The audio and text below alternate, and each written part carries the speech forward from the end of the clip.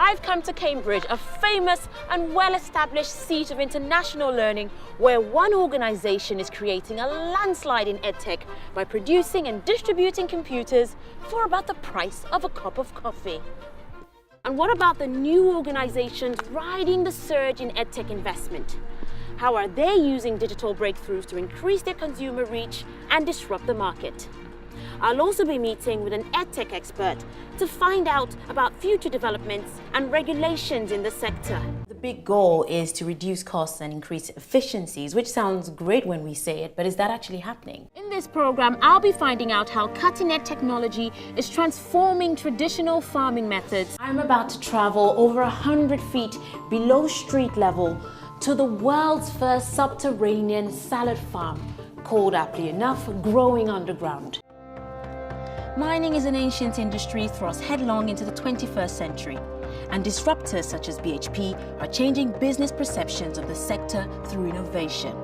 But what does the future hold for such a vital industry? I'll find out after the break.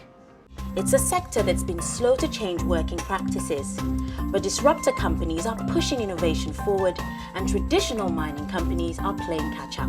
But mining has been slow to adapt to new ways of working.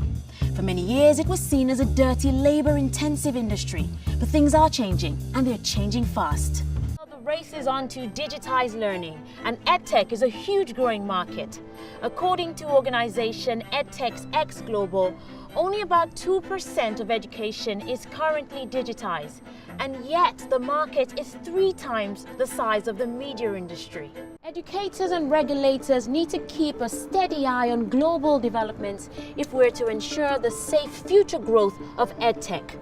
But the evolution of the sector is far from over. So where is EdTech headed, and what does this mean for businesses and learners of tomorrow? The Internet of Things is a challenging concept for big mining conglomerates with old legacy infrastructure. But the innovators are on hand to help. But mining is an industry vital to world economic growth. So what does the future hold? I'll find out more after the break. Welcome to our CNBC Africa special, our exclusive interview with His Excellency, the Governor of Lagos State, Akinwumi Ambode. Your Excellency, it's an honor to have you here with us. Now, you have completed 5 months in office so far. What's your general assessment of your time spent as Governor of Lagos State? Just as you mentioned there, Lagos is infamous for its traffic issues.